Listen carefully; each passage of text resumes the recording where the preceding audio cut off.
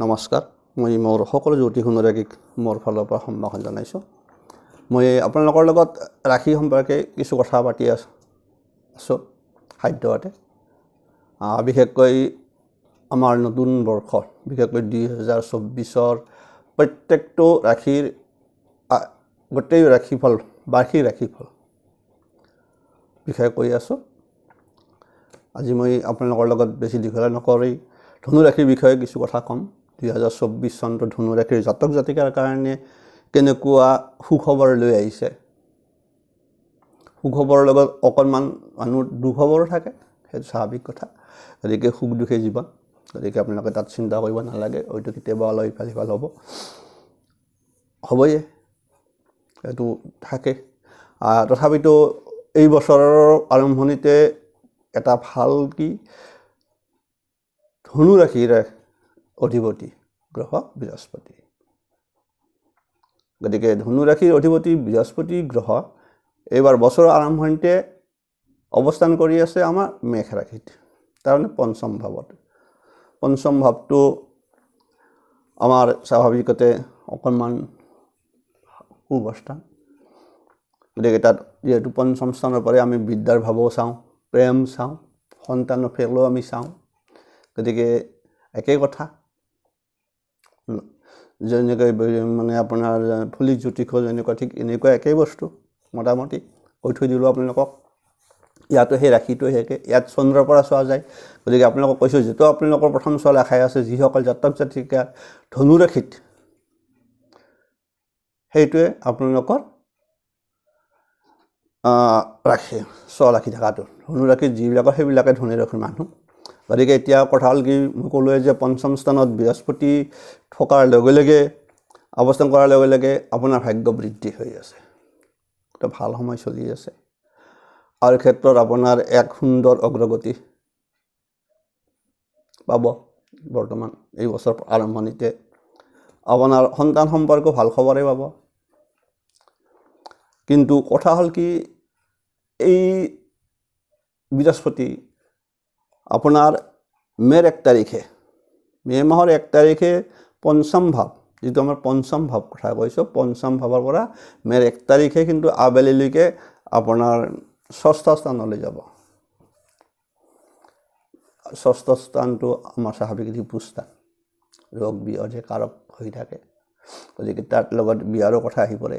গতিকে সেইফালৰ পৰা ষষ্ঠ স্থানত 1 তাৰিখৰ যোৱাৰ পিছত কিন্তু আপোনাৰ কিছু বিশেষকৈ স্বাস্থ্য সম্পৰ্কীয় সমস্যা আহিব পাৰে।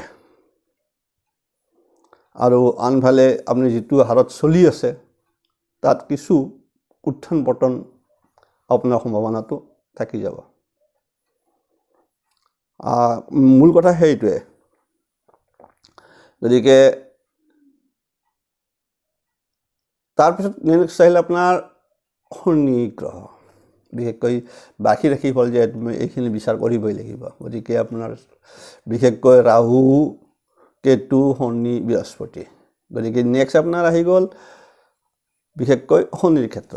কি কয় শনি গ্ৰহ এইবাৰ ধনু ৰাশিৰ তৃতীয় স্থানত আছে, তাৰমানে কুম্ভ ৰাশিত আছে এতিয়া।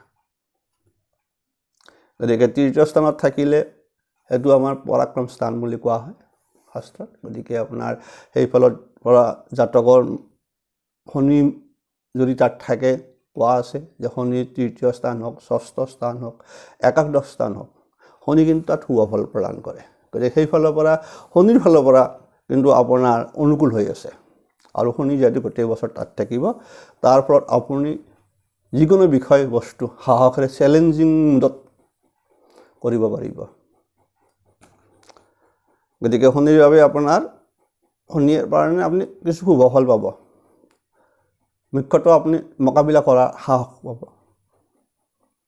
গতিকে সেইফালৰ পৰা আপোনাৰ যথেষ্ট সুবিধাটো থাকিব। আনফালে ৰাহু আৰু মইতো কৈছোঁ বাৰ্ষিক ৰাশিফল। গতিকে ৰাহু আৰু কেতু, কিন্তু ৰাহু থাকিব 4ৰ্থ স্থানত ধনু ৰাশিৰ। আনফালে যদি তাত ৰাহু যদি আপোনাৰ 4ৰ্থ স্থানত থাকে, তেতিয়াহ'লে বিপৰীত সমসপ্তমত আপোনাৰ কেতু থাকে, তাৰমানে 10ম স্থানত কেতু থাকিব। দশম স্থান কিন্তু আমাৰ কৰ্মস্থান। গতিকে কৰ্মস্থানত কেতু বিশেষকৈ ৰাশি বিচাৰত চাবলগীয়া হয়। তাৰ ফলত কৰ্মৰ ক্ষেত্ৰত আপোনাৰ কিছু উত্থান পতন থাকিব। তাৰ লগত চতুৰ্থ স্থান মিত্ৰস্থান, গতিকে চতুৰ্থ স্থান ৰাহু থকাৰ লগে লগে পাৰিবাৰিক সমস্যাৰ কিছু সংঘাত আহিব পাৰে। অকণমান নিজে সতৰ্ক হৈ থাকিব এই ক্ষেত্ৰত।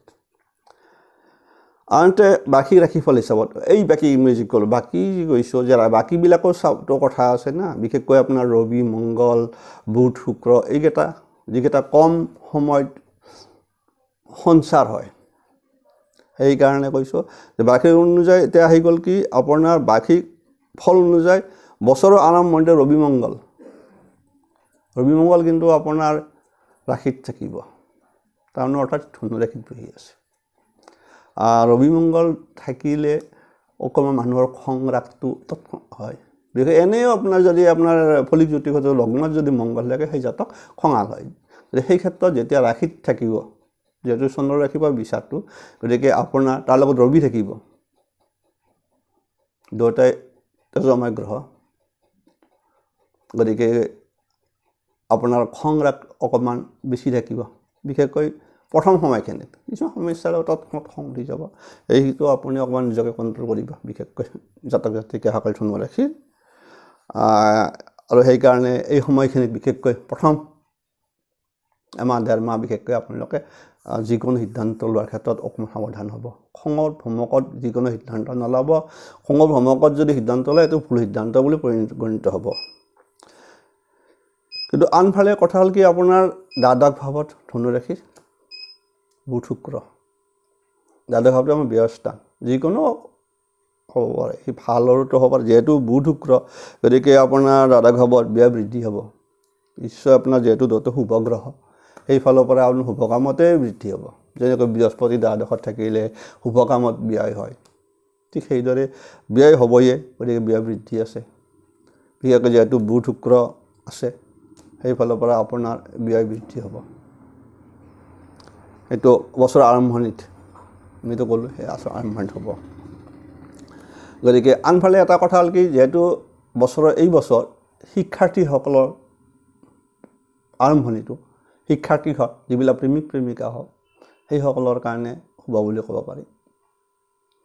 কিয়নো পঞ্চম স্থানটো প্ৰেমৰো হয়, সন্তানৰ হয়, গতিকে সেইফালৰ পৰা আপোনালোকৰ পঞ্চম স্থান বিশেষকৈ শিক্ষাৰ্থীসকলৰ কাৰণে অত্যন্ত অনুকূল হৈ আছে, শুভ ফলদায়ক হৈ আছে।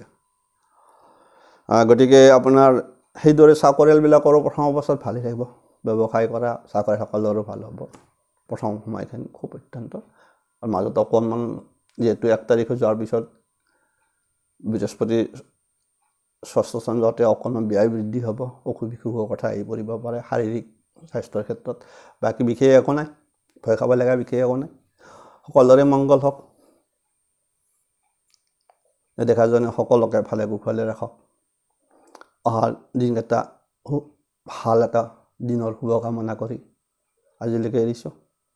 যিসকলে মোৰ চেনেলটো চাই আছে, সেইসকল নতুনকৈ চাই আছে, যিসকলে ছাবস্ক্ৰাইব কৰা নাই, সেইসকলক মই ছাবস্ক্ৰাইব কৰিব অনুৰোধ কৰিছোঁ। আৰু আপোনালোকে ছাবস্ক্ৰাইব কৰিলে এনেকুৱা নিত্য নতুন কিছু তথ্য পাই থাকিব।